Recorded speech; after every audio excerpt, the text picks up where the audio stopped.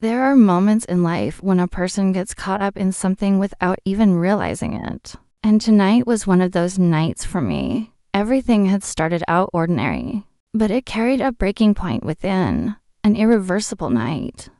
As I sipped my coffee in the kitchen, I flinched at the notification that popped up on my phone. It was a message from David. I'm at the office again tonight. Work is really busy. I'll be home tomorrow night. Before I even finished reading the sentence, a mix of warmth and anger spread through me. A lie. I had gotten used to these messages. By now, every time he came up with a different excuse, but I knew the truth. There was no us anymore. David's mind and body belonged to someone else. I set my coffee mug down on the counter with a thud. I felt like I couldn't breathe in the kitchen, in this house, in this marriage. I looked at myself in the mirror. I was 43, but I was still beautiful. My tall, slender figure, my still eye-catching curves, my slightly wavy chestnut hair. And yet David's eyes were not on me. At that moment, a burst of laughter from the living room snapped me out of my thoughts. Caleb and Sam, my stepson and his best friend. They had been around a lot lately. Sam worked at his uncle's repair shop during the summers. He was skilled, a little reckless, but undeniably attractive. With his strong hands, broad shoulders, and effortless confidence, he was the kind of man Dabio. When I walked into the living room, Caleb was sprawled on the gaming chair, and Sam had sunk his large frame into the couch. Both of them were glued to the screen, caught up in their competitive fun. For a moment, I watched Sam beside Caleb. The faint wrinkles at the corners of his eyes, his sun-kissed arms, his easy smile. He was young, but he was a man. Attractive, yet unpredictable. I took a deep breath. I'm going out, I said briefly. Caleb lifted his head slightly and looked at me. At this R, I shrugged. Yes, as I walked out. I felt Sam's brief glance on me, but I acted like I didn't notice. Something inside me had started stirring, something I hadn't felt in a long time. I started the car and drove toward the city center.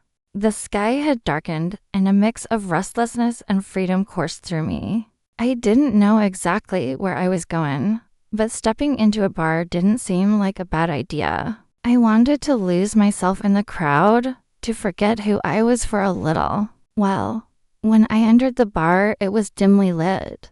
Soft music played in the background, blending with the sound of laughter and conversation. I sat at the bar and ordered a drink. As I took the first sip, I realized that for the first time in a long while, I felt relaxed, finding myself here, sitting alone, not caring about the night. It was strange, but at the same time, I was letting something I had been suppressing come to the surface. After a while, I noticed that the men around me were looking at me. One of them leaned in, smiling as he tried to strike up a conversation. Are you here alone? I lifted my gaze to him. He was a good-looking man, well-dressed, confident, but nothing inside me stirred. I smiled but turned my head away, uninterested. Another one tried to approach, but they were all the same, empty, unappealing. After spending a few hours at the bar, I stepped outside and headed toward my car. The cool night breeze brushed against my skin. I got into the car and turned the key to start the engine, but nothing happened. I tried again. Still nothing. My car wouldn't start. Cursing under my breath, I pulled out my phone and called Caleb. The car broke down. I said simply. Caleb's voice sounded sleepy. Are you serious? Where are you? I shared my location. Can you come pick me up? I heard some movement in the background. Then Sam's voice came through. I got it. Caleb, go back to sleep. I took a deep breath. Knowing that Sam was the one coming stirred something inside me, but I tried to suppress it. As I sat in my car waiting, The silence of the night surrounded me, but the real storm would begin when Sam arrived. If this is your first time hearing confessions like this and you want to support us, join my channel, subscribe, and turn on notifications. Trust me, this story will be one of the most exciting ones for you. A few minutes later, headlights appeared at the corner of the road. Sam got out of the car and tapped on my window. When I rolled it down, he raised an eyebrow and looked at me. "I've never seen you like this before," he said with a slight smile. I was drunk. Hearing the teasing yet gentle tone in his voice made me laugh involuntarily. "Is it that surprising?" I asked, tilting my head slightly. Sam shrugged. "A little, but it's a nice change." After checking the car, he popped the hood open. "It's just the battery terminals that got disconnected. Looks like the work of some troublemakers. That's why it wouldn't start." I raised my eyebrows. "What about your car? You drove here, didn't you?" Sam smiled nonchalantly. "It's fine. You're drunk. I can't just leave you like this. I'll pick it up tomorrow." We got into the car and started driving after a few minutes of silence. I turned to him and asked, "Sam, were you staying at our place? Did I ruin your night?" Sam gave a faint smile, keeping his eyes on the road. "On the contrary, seeing you made me feel better. I couldn't sleep anyway," he said. When we arrived home, Sam parked the car and turned to me. "Should I make some coffee?" I was tired, but his offer warmed something inside me. I nodded. "Yeah, that would be nice." As Sam prepared the coffee in the kitchen, he turned to me. "Alyssa, why do you look so sad?" His question echoed in the quiet kitchen. I lifted my head and looked at him. There was curiosity in his eyes, but also sincerity. He was genuinely asking how I felt. I sighed. My head was still spinning slightly, but something inside me had started to unravel. "I don't know, Sam," I said softly.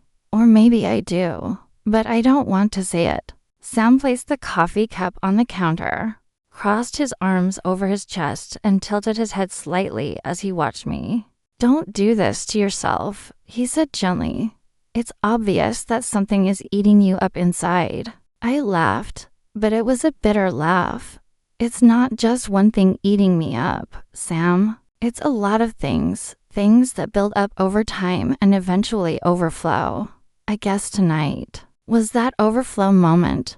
At that moment, it felt strange to want to tell him so much, but the understanding in his eyes, the warmth in his voice, they pushed me to speak.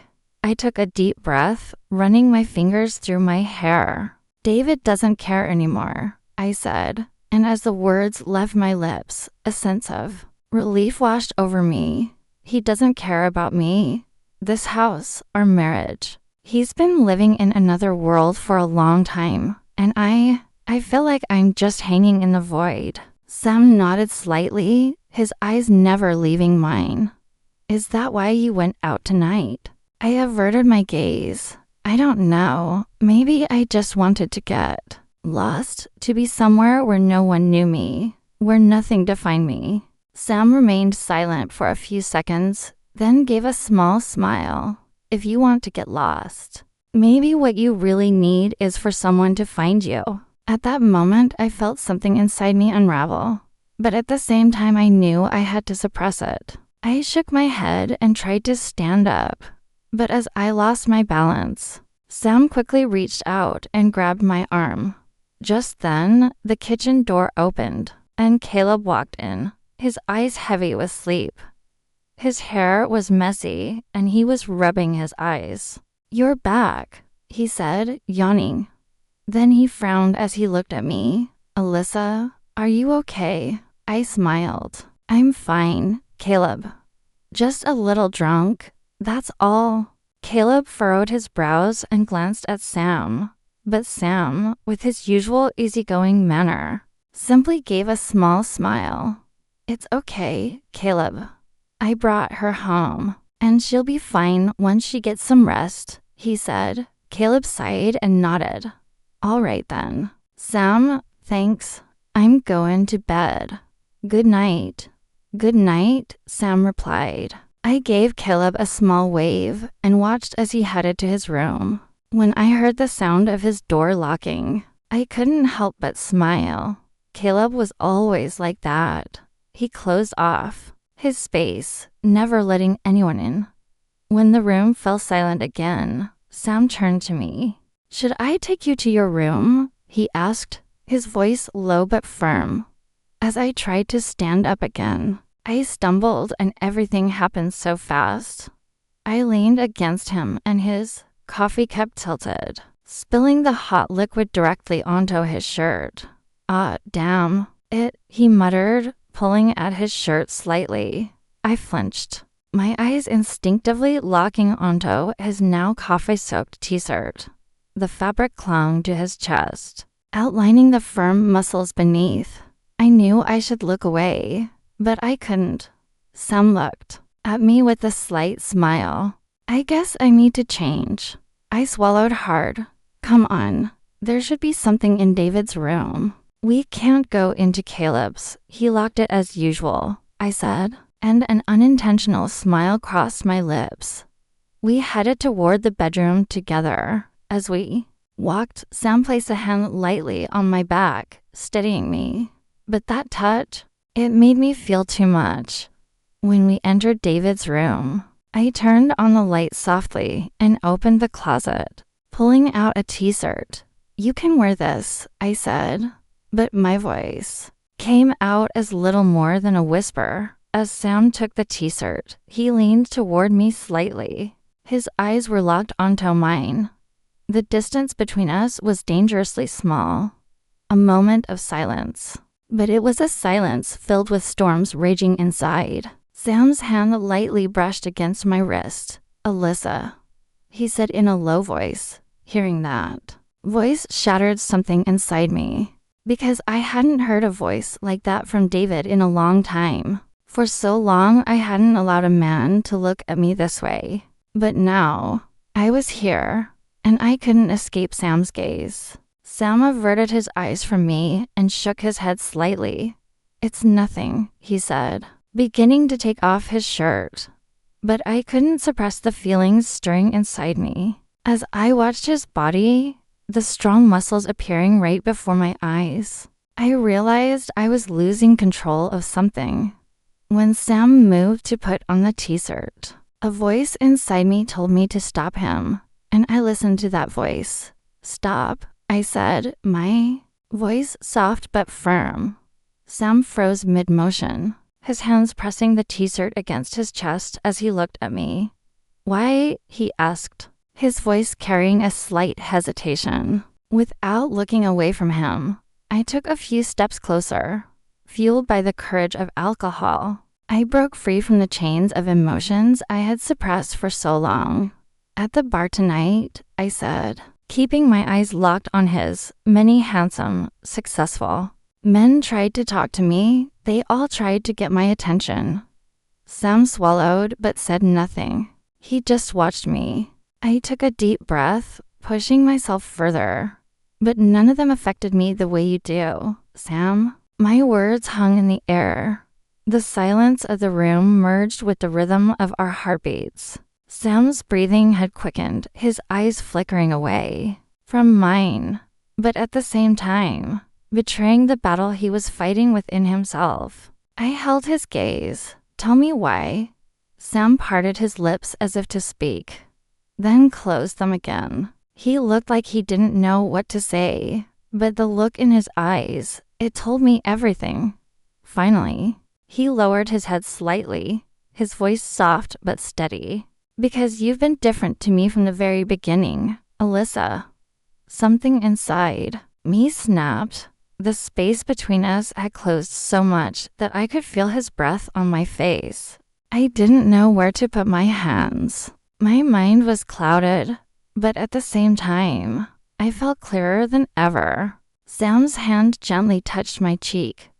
"We shouldn't do this," he said, but his voice wasn't convincing. I closed my eyes, feeling the warmth of his touch.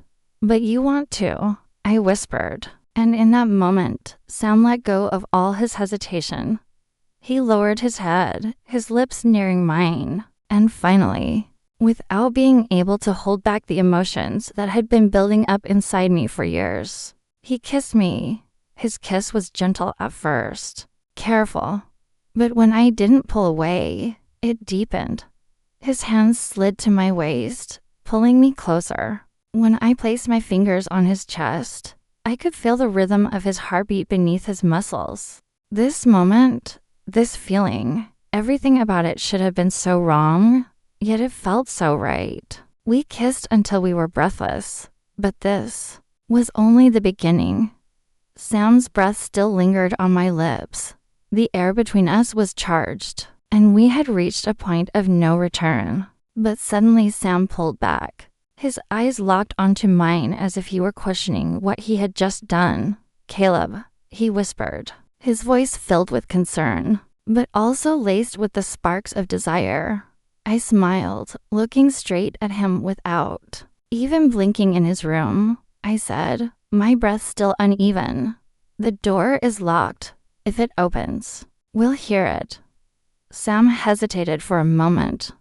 Then, as if another thought had just crossed his mind, he asked, "David." I didn't look away as I smiled, shaking my head confidently.